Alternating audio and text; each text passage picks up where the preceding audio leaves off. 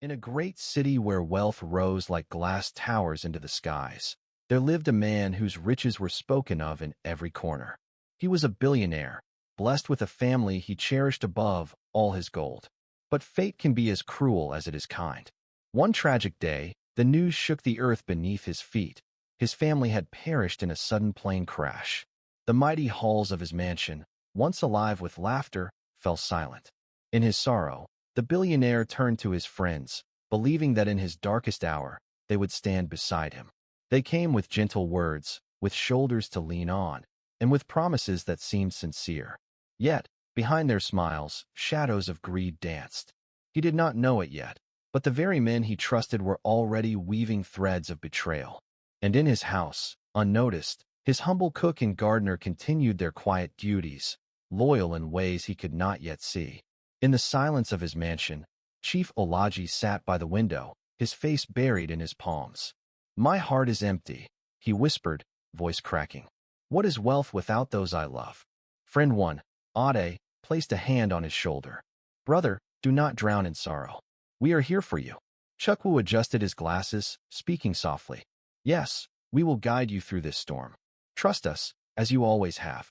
Bashir added quickly, "We will protect your empire, Olaji. You are not alone." The billionaire lifted his eyes, heavy with tears. "Do you truly mean these words?" They all nodded solemnly, but behind their eyes flickered another fire, not of loyalty, but of hunger. In the corner of the hall, Ifeoma the cook quietly polished silver trays, and Peter the gardener swept fallen petals at the doorway. Neither spoke, but both watched their master with heavy hearts. Unlike the friends, their silence held no deceit, only unspoken care. Later that evening, when Chief Olaji retired to his study, his three friends gathered in the garden under the glow of lantern lights. Their voices dropped low, but their intentions rose sharp like knives. Ade folded his arms tightly. He is broken. His grief has blinded him. This is the moment to strike. Chukwu's glasses glinted as he leaned forward. The shareholders will listen to me. If I whisper that Olaji is unfit to lead, they will turn. Bashir chuckled, rubbing the gold ring on his finger. And while you sow doubt, I will flood the media with rumors. Soon, his name will crumble. When he falls, we rise. They laughed softly, sealing their betrayal with silence. By the kitchen window, Ifeoma stirred a pot of stew, hearing fragments of their scheming. Her heart sank, but she dared not speak. At the far end of the compound, Peter watered the flowers, glancing toward the garden, sensing a storm that had not yet broken. In the tall glass tower where the company board gathered, the atmosphere grew uneasy. Chukwu sat among men in dark suits, his glasses catching the light as he leaned in close to a shareholder. "Brothers," he began softly, "you see how Olaji has changed since the tragedy. His mind is weak. He no longer thinks of business, only of sorrow. Can such a man protect an empire of this size?" One shareholder shifted uncomfortably. "But he has always been strong." Chukwu gave a slow nod. "Strong, yes. But even iron bends when the fire burns long enough. If we do not guide this company, it will collapse with him."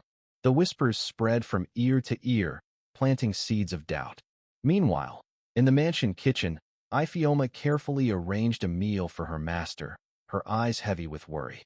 In the gardens outside, Peter pruned the hedges, unaware that the foundation of his master's empire was being shaken from within. Late at night, in the dim glow of his office desk lamp, Ade worked quickly over the company's financial books. His bald head gleamed with sweat, not from fear, but from greed. He muttered to himself, fingers flying over the keyboard. A transfer here, a missing digit there. He will never notice in his grief. By the time he looks, millions will already be gone. The sound of the door creaking startled him. A junior accountant stepped inside. "Sir, is everything all right?"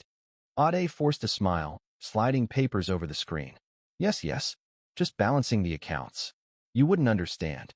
The young man nodded, leaving, though doubt lingered in his eyes. Back at the mansion, Chief Olaji sat in the dark, staring at the family portrait on his wall. "My empire will keep them alive in memory," he whispered. Unaware, his empire was being robbed piece by the very friend he trusted most. At a high-end lounge in the city, Bashir sat with a group of eager journalists. His colorful kaftan shimmered under the lights, gold rings flashing as he gestured with theatrical flair.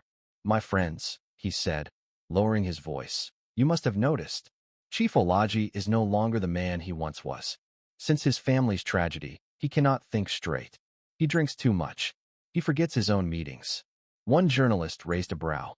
"Are you certain of this?" Bashir leaned closer, his face grave. "Certain? I see it every day. A man broken cannot lead an empire. The people deserve to know." The reporters scribbled furiously, hungry for scandal. Meanwhile, in the mansion garden, Peter trimmed the roses with quiet patience. Ifeoma passed by with a tray of tea, pausing to sigh as she watched her master's friends drive away. "If only he could see the truth," she whispered, shaking her head. In the quiet of his mansion's grand dining hall, Chief Olaji sat at the long polished table, untouched food before him. The flickering chandelier light danced across his weary face. He muttered under his breath, "Why do the shareholders avoid my calls? Why do I hear whispers in the market about my name?" Ade stepped forward quickly, his voice smooth. "Brother, do not trouble yourself with idle gossip. Focus on healing." Chukwu adjusted his glasses. "Yes, Olaji. The business is safe. Trust us, as always." Bashir forced a laugh. "Let the world talk. You are still the mighty lion."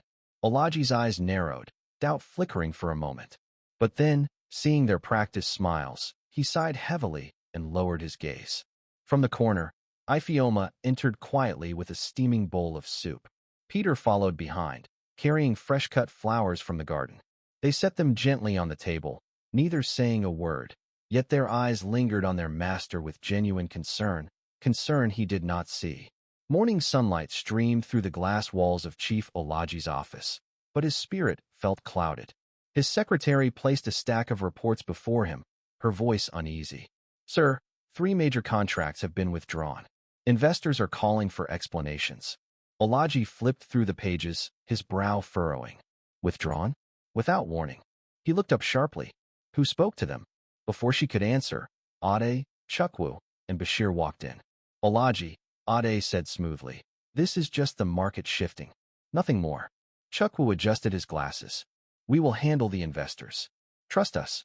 Bashir chuckled, trying to lighten the air. "Don't let papers worry you, my friend. You need rest, not stress." Olaji's jaw tightened. He wanted to believe them, yet doubt gnawed at him. As the men spoke, his driver Musa stood quietly near the door, his face unreadable. He listened, storing every word. At dawn, Chief Olaji sat in his private lounge, television flickering before him. A news anchor's voice echoed sharply. "Sources suggest Chief Olaji has lost his grip on his empire. Insiders claim he forgets meetings, avoids the boardroom, and spends his days drowning in sorrow." Olaji's fist clenched. "Lies. Who dares spread such poison about me?" Musa, standing nearby with a tray of tea, bowed slightly. "Sir, people talk, but perhaps your friends will know where these rumors come from." Moments later, Ade, Chukwu, and Bashir arrived. Olaji turned to them, voice heavy with anger. "Tell me, who feeds the world this filth? My name, my honor, dragged in the mud." Bashir raised his hands, expression calm yet sly. "Ignore the noise, my friend. Reporters invent stories. You must not let them break you." Olaji's eyes studied him closely, suspicion flickering at last, though grief still blinded him from the full truth. One evening, in his dimly lit study, Chief Olaji called his 3 friends together. His voice was steady, though his eyes carried hidden weight. "My brothers," he said, stroking his gray beard, "I am thinking of stepping down for a season. My heart is weary, and perhaps another should manage the company while I heal. Tell me, who among you would carry the burden with loyalty?" Ade's eyes flickered, and he leaned forward quickly. "I will, Olaji. Trust me. I will guard it with my life." Chukwu adjusted his glasses, a sharp smile crossing his lips. "You need not worry.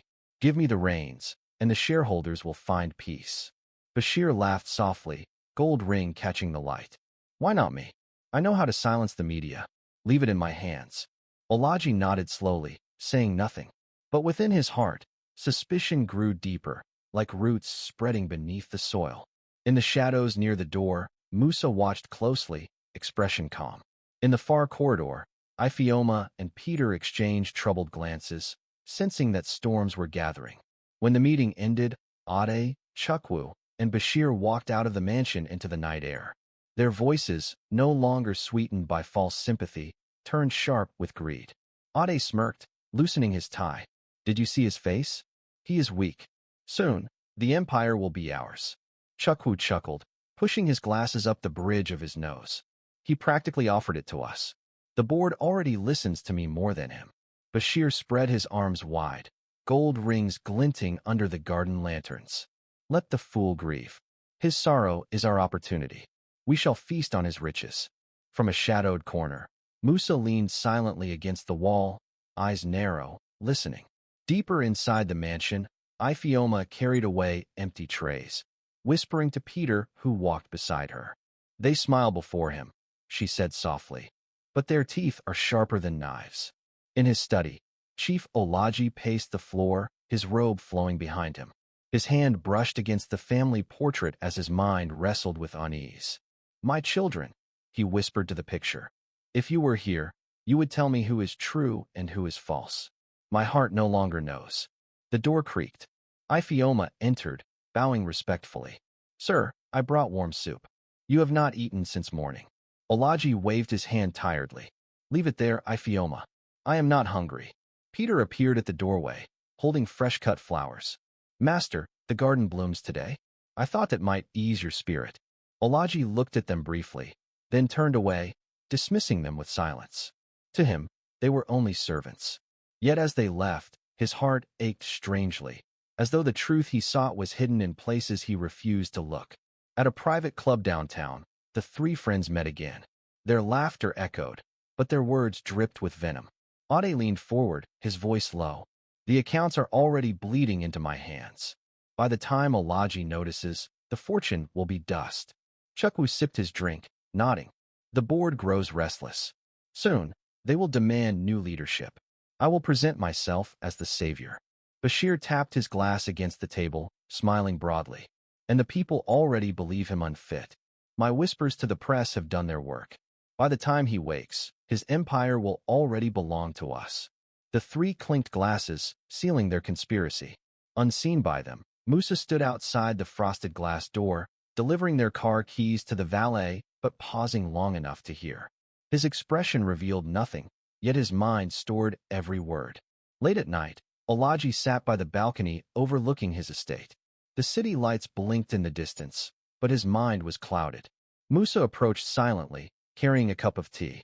Sir, Musa said smoothly, you must rest. Too much worry will break your body. Olaji accepted the cup, sighing. Musa, tell me truthfully, do my friends still stand by me? The driver bowed slightly, his eyes unreadable. They are always here, master. You can trust them. Olaji nodded slowly, sipping the tea. He felt comforted for a moment, not knowing the very hands that served him were already preparing his fall. From below, in the garden, Ifeoma and Peter walked side by side. Peter whispered, he looks weaker each day. Ifeoma sighed deeply. Yes, and those he trusts most are the ones who will break him. The following morning, Olaji arrived at his company headquarters. As he stepped into the lobby, whispers floated around him like snakes in tall grass. Is it true? He missed another board meeting. They say his mind is gone. Olaji's chest tightened as he walked past employees who bowed politely but whispered after he passed. He stormed into the boardroom, his voice thundering. Who dares question my strength? Who spreads these lies? The directors shifted uncomfortably, but none answered. At that moment, Ade, Chukwu, and Bashir entered smoothly. Ade spoke first, feigning surprise. Olaji, calm yourself. These are only rumors. Chukwu adjusted his glasses, smirking faintly. Yes, we are working hard to protect you from them. Bashir chuckled. If the people doubt, then let me speak to them. Leave it to us. Olaji sank into his chair, heart pounding. Around him, the walls of his empire trembled. In the mansion kitchen, the aroma of simmering stew filled the air. Ifeoma stirred slowly, her hands steady though her heart was restless. Peter entered, carrying a basket of fresh vegetables from the garden. Ifeoma, he said softly, placing the basket down. Each day I watch him grow weaker. His friends circle him like vultures, yet he does not see. Ifeoma sighed, her headscarf slipping slightly as she wiped her brow. We are only servants, Peter. He will never hear us. But still, We must care for him. Just then, Olaji entered, his shoulders slumped. He glanced at them briefly. The stew smells fine. Leave it on the table. Without another word, he walked away. Peter's eyes followed him, heavy with pity. Ifeoma whispered, "One day, he will know who truly cared. But will it be too late?" That evening, Chief Olaji sat at the long dining table, his 3 friends seated with him. Ifeoma served them quietly, placing dishes of steaming food before them. "Olaji," Ade said between bites, "you must rest. Let us handle more of the company's affairs." Chukwu added smoothly, "Yes, the shareholders trust me. It is only wise." Bashir raised his glass, his gold jewelry gleaming. "Your name is still strong, but you must not strain yourself. Trust us." Olaji looked at them, his eyes shifting from one to the other. For a moment, his hand trembled as if to speak his doubts. But then he lowered it, swallowing the words. At the edge of the hall, Peter adjusted a vase of flowers while Ifeoma collected empty dishes. Their eyes met briefly. Both knew the truth, but neither could intervene. Late at night, Musa stood outside the mansion gates, phone pressed to his ear. His voice was low but sharp. "Yes, I hear everything. He still trusts me completely. When the time comes, I will play my part. You will have your chance." He ended the call quickly as footsteps approached. Olaji appeared, wrapped in his robe, his face tired but calm. "Musa," he said softly, "you are my right hand. Unlike others, you never leave my side." Musa bowed deeply, forcing a loyal smile. "I will always serve you, master." But as Olaji walked back inside, Musa's smile faded into cold emptiness. From an upstairs window, Ifeoma caught a glimpse of the driver standing in the shadows, her chest tightening with unease. She whispered into the night, "Even the loyal mask can hide a serpent." Peter trimmed the hedges carefully in the afternoon sun while Ifeoma carried a basket of fruits from the kitchen. She paused beside him and whispered, "He listens only to those men. His eyes are blind, Peter." Peter wiped sweat from his brow. "I know, but loyalty is not about being noticed. It is about standing even when the storm comes." Unseen by them, Olaji passed along the pathway, overhearing fragments of their words. He stopped briefly, frowning. "What do you speak of?" he asked suddenly. Both bowed quickly. Ifeoma spoke humbly. "Only of the garden's beauty, sir." Olaji studied them, then walked on, shaking his head. He did not know their words had carried more truth than they dared reveal. That night, Olaji sat in his private chamber, staring at a single candle burning low. He spoke aloud to the darkness. "My empire falls apart. My name is mocked, and yet I know not whom to trust. The men I call brothers bring comfort, but their comfort feels cold." The door creaked softly. Ifeoma entered with Peter beside her. "Sir," she said gently, "you have not eaten. Let us bring you strength." Olaji shook his head. "Leave me. You are loyal. Yes, but you cannot carry this burden." Peter stepped forward, voice steady. "Master, sometimes it is not power that saves a man, but care from the humble." Olaji looked at him for a long moment, then turned away, dismissing them. His pride held him blind, though his heart trembled closer to truth. In the high tower of the company, Chief Olaji gathered his 3 friends. His face was stern, though sorrow still weighed on his brow. "My empire is bleeding," he said slowly. "Contracts vanish, whispers spread. Tell me, who stands with me?" Ade leaned forward, his bald head gleaming under the lights. "Brother, let me handle the accounts. You need rest." Chukwu pushed his glasses up, his slim frame stiff with false confidence. "The shareholders trust me. Give me authority, and they will calm." Bashir laughed softly, flashing gold rings. "The people doubt you. I alone can silence them. Place the public voice in my hands." Olaji looked at them one by one. "Strange. Each man offers help only if I surrender power. Is this loyalty, or a bargain?" From the corner, Musa stood with a polished tray, silent as stone. His calm face revealed nothing, though his ears missed no word. That night, under the glow of mansion lanterns, the 3 friends gathered in secret. Their voices were hushed, but their greed burned openly. Ade clenched his fist. "He grows suspicious. We must act faster." Chukwu's glasses glinted. "Yes, I have swayed the board. One more push, and they will demand his resignation." Bashir chuckled, stroking his chin. "And the press obeys me now. Tomorrow's headline will paint him as unfit." His empire crumbles with each word. They shared a laugh, sealing their pact in darkness. At the far end of the compound, Peter pruned the hedges by moonlight. He heard faint whispers, but not the words. Ifeoma, carrying a basket of fruits from the kitchen, paused beside him. "Listen," she murmured, her eyes narrowing. Peter sighed. Storms gather, but he sees only clear skies. In his private office, Chief Olaji called for the junior accountant. The young man entered nervously, clutching a folder. "Speak truth," Olaji said firmly. "Why do the figures twist? Who changes the accounts?" The accountant hesitated, sweat on his brow. "Sir, it was done at night." The sign-offs carried Aide's code. Olaji's jaw tightened. "Ade." Suddenly, the door swung open. Ade himself entered, smiling. "Brother, still awake? Reviewing old papers?" Olaji forced a calm nod, hiding his storm. "Yes, numbers never sleep." Ade walked closer, placing a hand on his shoulder. "Leave it to me. Rest your mind." When Ade left, the accountant whispered quickly, "Sir, I kept copies. If you need proof, I will bring them." Olaji's eyes softened. "Bring them. Tomorrow." At the corridor corner, Musa leaned on the wall, hearing everything, his face as blank as polished marble. At dawn, the board assembled.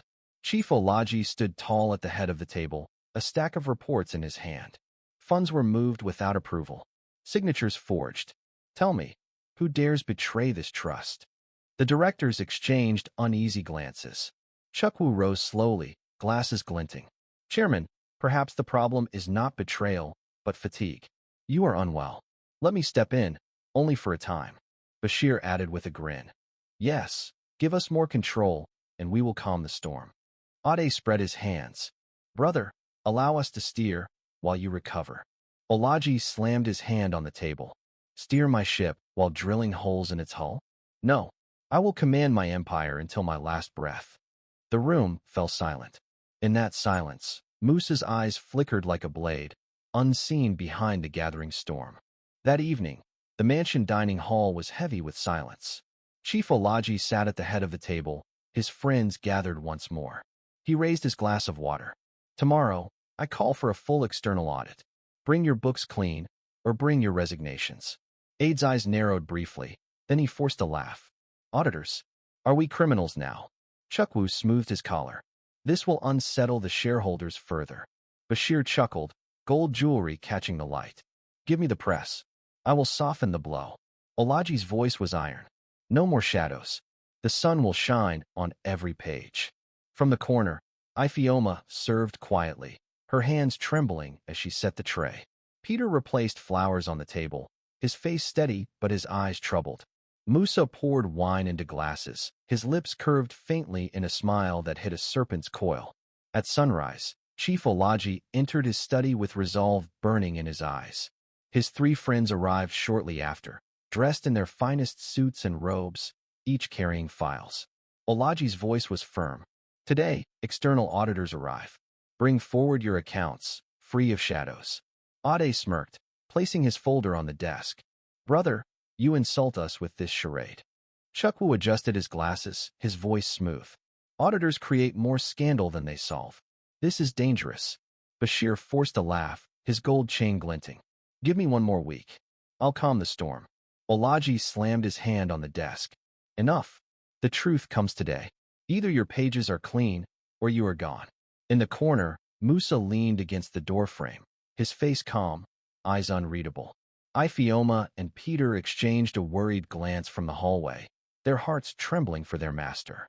By midday, two external auditors arrived, carrying laptops and stacks of documents. Chief Olaji greeted them personally. "You are welcome," he said. "Your task is simple: uncover truth." Ade frowned. "Outsiders meddling in sacred accounts? This is humiliation." Chukwu leaned back in his chair. "The board will not like this." Bashir folded his arms, his gold rings tapping on the table. "If the public learns, your name will suffer." Olaji's gaze was steady. Better a name wounded by truth than a kingdom poisoned by lies. The auditors opened their files. Suspense tightened the air. From the doorway, Musa held the door politely, his face composed. His eyes shifted between the friends and his master, his mind already weaving darker plans. In the kitchen, Ifeoma whispered to Peter, Truth is walking the halls today. Peter answered firmly, yes. But serpents walk with it. The auditors examined the accounts closely. One raised his brow. Unauthorized transfers. Large sums routed through shell vendors. Olaji's eyes narrowed. Who approved these? The auditor pointed. The signature here belongs to Ade.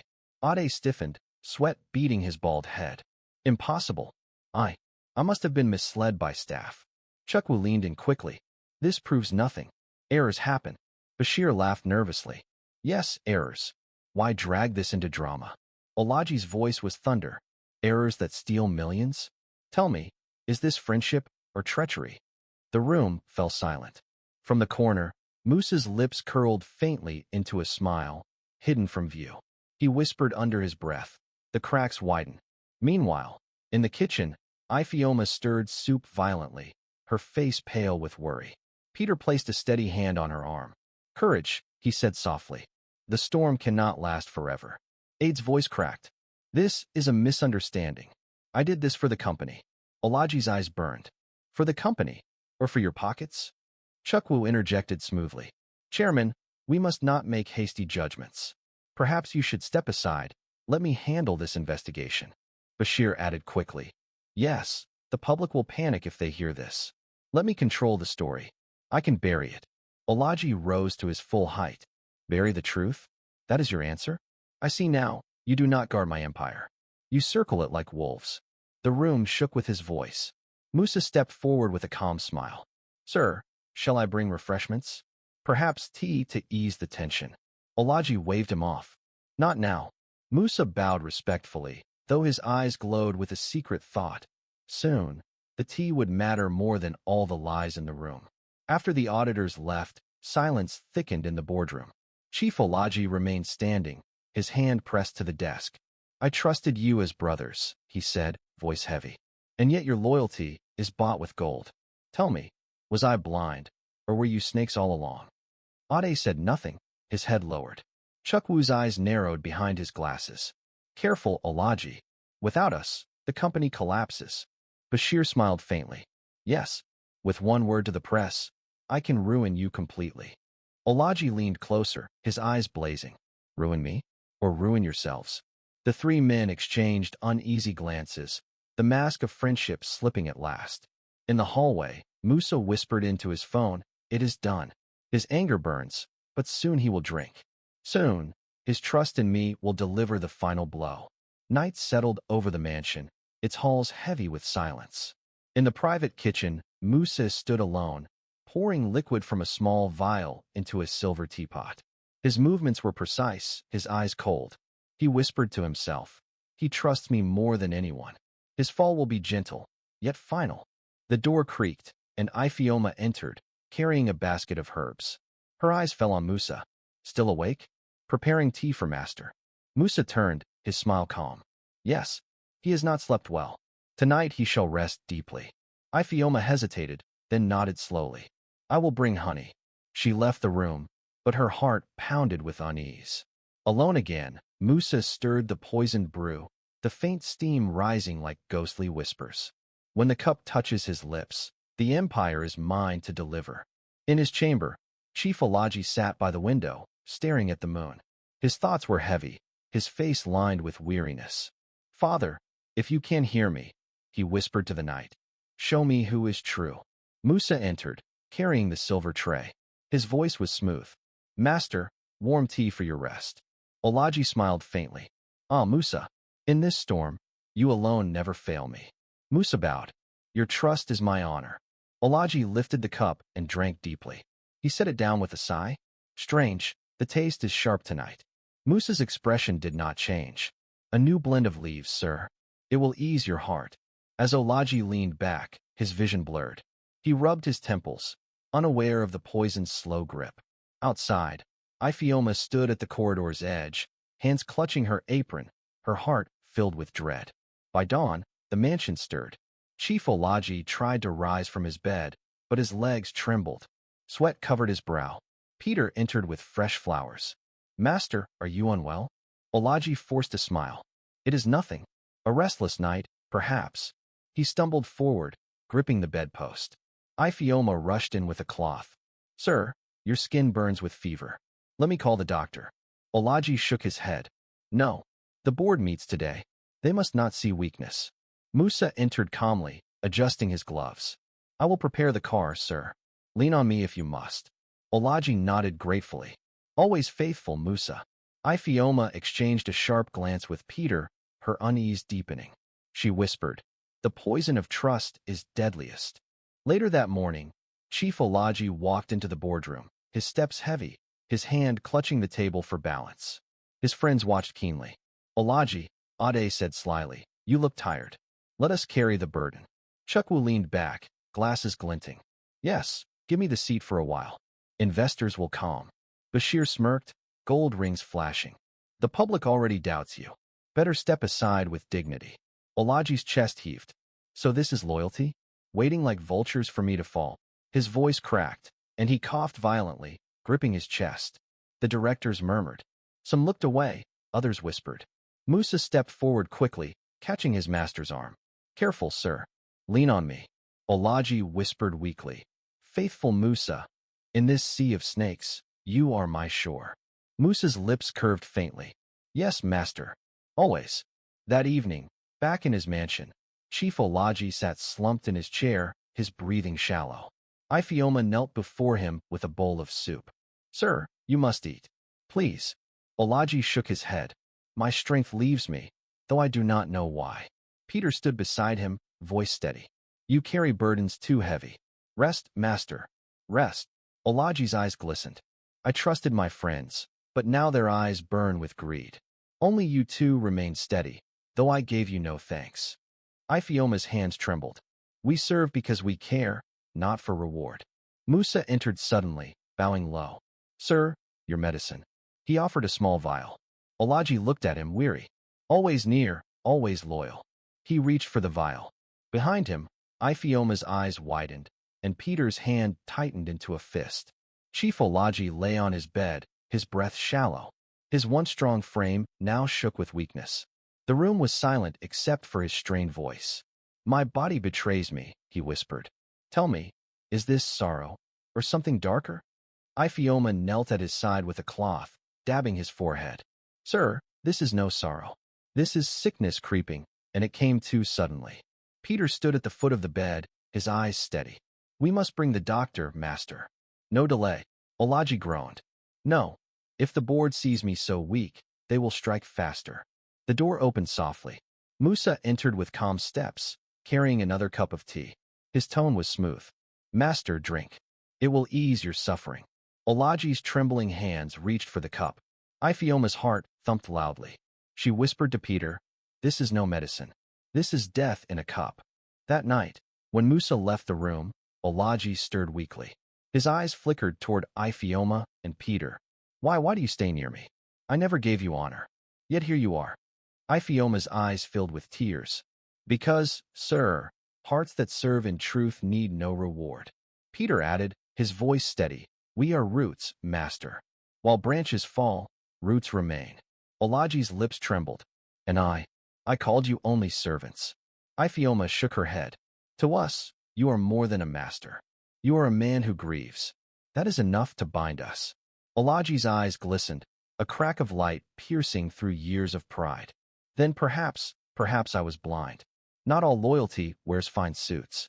Sometimes it wears aprons and carries shovels. His voice broke into a cough, but his spirit stirred. He had begun to see the truth. The following day, Ade, Chukwu, and Bashir arrived at the mansion. They found Olaji sitting weakly in the lounge, flanked by Ifeoma and Peter. Ade smirked. Olaji, you look worse each day. Let us take the company's reins before it sinks completely. Chukwu adjusted his glasses, his tone silky. Yes, let us act in your name. The board demands it. Bashir laughed, waving his jeweled hand. The public already believes you are finished. Better you step aside with grace than with shame. Olaji's voice rasped, yet it carried steel. Step aside. You waited for my grief to grow into grave. Wolves dressed as brothers. You will not feast on my bones. Ifeoma and Peter stood tall beside him, silent guardians. From the corner, Musa watched, face calm, hiding the triumph burning inside him. That evening, Olaji sat with his driver in the study. His voice was faint. Musa, all others abandoned me. Only you remain near. Tell me, do you truly stand for me? Musa bowed deeply, his voice smooth. Master, your trust is my crown. Without you, I am nothing. Olaji's weary eyes softened. Then pour me tea, old friend. Musa prepared the cup carefully, placing it in his hand. Drink, sir. It will ease the pain. Olaji sipped, his body trembling. He whispered, Strange, my chest burns. Musa's face remained calm. It is the body's weakness, nothing more. From the corridor, Ifeoma clutched Peter's arm, whispering with dread. Each cup is death. Can he not see? Peter's jaw tightened. The eyes of trust are sometimes blind until the end. Hours later, Olaji lay in his chamber, his breath ragged. He beckoned Ifeoma and Peter to his side. My eyes have been opened, he whispered weakly. I searched for loyalty among wolves, and I found it instead in humble hearts. Tears slid down Ifeoma's cheeks. Sir, you are not alone. We are here until the end. Peter placed a hand on Olaji's blanket. Master, strength is not in wealth, but in those who stand even when the fire burns. Olaji nodded faintly. Yes, and my final act shall be justice. He motioned for a pen and paper. With trembling hands, he began to write. From the doorway, Musa's eyes narrowed. His plan was nearly complete, but the dying lion still had one last roar left in him. Chief Olaji gripped the pen with trembling hands, his breath shallow. Ifeoma, Peter, he whispered, bear witness. Tonight, I write not for myself, but for truth. Ifeoma wiped her tears, kneeling close. Sir, your strength is fading. Rest. Olaji shook his head weakly. No rest, only justice. If I die without this, wolves will inherit my name. Peter stepped closer, his voice firm. Then write, master. Write while the fire still flickers. Olaji scratched the paper slowly. I leave my estate, my company, and my legacy to the only loyal hearts. My cook, Ifeoma, and my gardener, Peter. At the doorway, Musa appeared, his calm mask cracking into a shadow of fury. He whispered under his breath, unheard. He dares, after all I have done. The next morning, Ade, Chukwu, and Bashir stormed into the mansion. Olaji, Ade barked, his bald head gleaming. This madness of audits ends today. Chukwu sneered, glasses flashing. Step aside or be forced aside. Bashir grinned, spreading his jeweled hands. Your empire already bends to us. Sign the papers and live in peace. Chief Olaji sat upright despite his weakness, Ifeoma and Peter at his side. His voice cracked but carried thunder. You three, I called brothers. But you are vultures. While I buried my family, you buried knives in my back. Ade's face darkened. Careful, old man. Chukwu hissed. Without us, you are nothing. Bashir laughed coldly. The world already believes you are dead.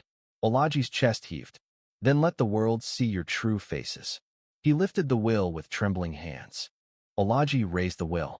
Here it is, the truth. My wealth, my company, my name, all left to the only hearts that stood when all others fled. He pointed a trembling finger at Ifeoma and Peter. To them I give all. The three friends erupted. Ade shouted, You dare give your empire to servants? Chukwu's face twisted. This will never stand in court. Bashir lunged forward, grabbing at the paper. You're a dying fool. Peter stepped forward swiftly, blocking him. Touch him, and you touch death. Ifeoma clutched Olaji's shoulder. Master, be calm. Olaji's voice cracked, but roared. The world will know your greed. When I close my eyes, you will be seen for what you are, traitors. From the shadows, Musa clenched his fists, rage boiling behind his still mask. When the friends stormed out in fury, Musa lingered behind. He approached Olaji quietly. Master, he said softly, they will fight you in courts, in the streets, everywhere. But I am here. Drink your tea. Gather strength. Olaji smiled weakly. Musa, my faithful shadow. You are the only one who never left. Ifeoma stepped forward. Sir, do not drink. His cups bring you nothing but weakness. Musa's eyes hardened. Careful, woman. You accuse me. Peter moved beside her, his voice sharp. A servant who speaks with poison on his tongue is no servant at all. Olaji, torn between trust and fear, lifted the cup. I must believe someone. Musa, if even you betray me, then the world is truly empty. Musa bowed. Then drink, master, and rest. Olaji sipped. His chest tightened. His body shook. The truth struck too late. Chief Olaji fell back onto the cushions, gasping. His face was pale, his breath shallow. Musa, why? He whispered. Musa bowed coldly. Because loyalty does not feed ambition. Your empire will not die with you. It will live through those who know power. Olaji's eyes burned with one last fire. No, Musa. My empire will live through truth. I have written it. The world shall know. Ifeoma sobbed, pressing his hand against her cheek. Do not leave us, sir. Peter's voice trembled with rage. Snake, you killed the very man who trusted you most. Olaji coughed, his voice fading but sharp as steel. Let the vultures circle, let the serpent bite, but my legacy belongs to the loyal, to the humble. His hand dropped, the will still clutched in his grip. His final roar silenced the hall. The mansion echoed with Ifeoma's cries. She clutched Chief Olaji's still hand, tears streaming. Sir, do not leave us. Who will we serve if not you? Peter's voice thundered with grief. He was blind, yet in the end he saw. His empire is not theirs, it is his truth. Musa stood tall, his face cold. Enough. He is gone. The board will follow my word now. Ifeoma turned on him, eyes burning. You serpent. You killed him. Musa sneered. Your words are wind. Who will believe a cook and a gardener? Peter stepped forward, fists trembling. The world will. Because truth, Musa, does not die with men, it rises with witnesses. He lifted the will from Olaji's weakening grip, holding it high. Here lies the lion's roar. His hand has spoken. The next day, the board assembled in the mansion. Ade, Chukwu, and Bashir sat smugly, waiting to seize power. Ade smirked. Finally, the throne is empty. Chukwu adjusted his glasses. Yes, and the shareholders will crown us. Bashir laughed. The empire is ours. But the doors burst open. Peter and Ifeoma entered, holding Olaji's signed will. Their eyes blazed with courage. Peter thundered, Here is the truth. Chief Olaji left everything to the only loyal hearts. Ifeoma raised the document high. He named us, his cook and his gardener. Gasps filled the hall. Ade shouted, Lies. Forged papers. Chukwu sneered. No court will honor this. Bashir slammed the table. You think the world will bow to servants? But the auditors, who had witnessed the signing, stepped forward. This will is true. We stand as witnesses. The hall fell silent. The three false friends leapt to their feet. Ade roared. This cannot stand. Servants cannot inherit an empire. Chukwu sneered. We built this with him. We deserve it. Bashir's face twisted. No court, no nation, will give power to you. Peter's voice shook the hall. You built nothing. You stole. You betrayed a grieving man. Ifeoma's tears burned into words. He saw you for what you are. He chose truth over titles. And the world will see it too. The auditors spread copies of the will. Board members rose, murmuring, their eyes turning cold toward the traitors. Ade's face drained of color. Chukwu dropped into silence. Bashir cursed under his breath. And in the shadows of the hall, Musa clenched his fists, whispering, Even dead, he thwarts me. That night, in the quiet hall, Musa confronted Peter and Ifeoma. You think this ends with papers? Without Olaji, you are nothing. Peter stepped forward. No, Musa. Without him, we are his legacy. And you are the serpent who killed him. Ifeoma's voice trembled. We saw you, Musa. The cups, the poison. The truth will speak. Musa's calm mask broke. His eyes blazed with rage. You dare accuse me? Without proof, your words are dust. But the auditors appeared behind them. We examined the cups. Traces remain. Poison does not hide forever. Musa froze, his fists trembling. Peter's voice thundered. The lion may be dead, but his roar echoes. And it roars against you. Musa dropped his tray. For the first time, his calm shattered. Days later, the city awoke to shocking headlines. Billionaire betrayed by friends. Leaves fortune to loyal servants. In the mansion garden, Peter and Ifeoma stood before a small memorial stone for Chief Olaji. Flowers bloomed around it. Ifeoma whispered, tears soft on her cheeks. He is gone, yet his heart lives here. Peter's voice was steady. Yes, his empire rests not in towers of glass, but in the soil of loyalty, and we will guard it. Children from the neighborhood entered the gates, laughing as they ran. For the first time, the mansion's doors opened to the people. The empire that once sat on marble floors now stood on humble roots. The lion had fallen, but his roar still thundered, through truth, through justice, through the loyalty of the forgotten. This is the story of Chief Olaji, the billionaire who learned too late that money cannot buy true loyalty. His closest friends, Ade, Chukwu, and Bashir, betrayed him, plotting to steal his empire while his heart still mourned. His trusted driver, Musa, poisoned him, hiding behind a mask of devotion. Yet in the end, Chief Olaji discovered the truth. Loyalty lives not in wealth or power, but in humble hearts. His cook, Ifeoma, and his gardener, Peter, the ones he overlooked, stood firm when all others turned against him. In his final breath, he left them his entire empire, proving that faithfulness outweighs riches. This folktale reminds us, wealth reveals hearts. Empires built on greed will crumble, but the legacy of loyalty will outlive kings. If you believe loyalty is greater than gold, share this story and let it inspire others.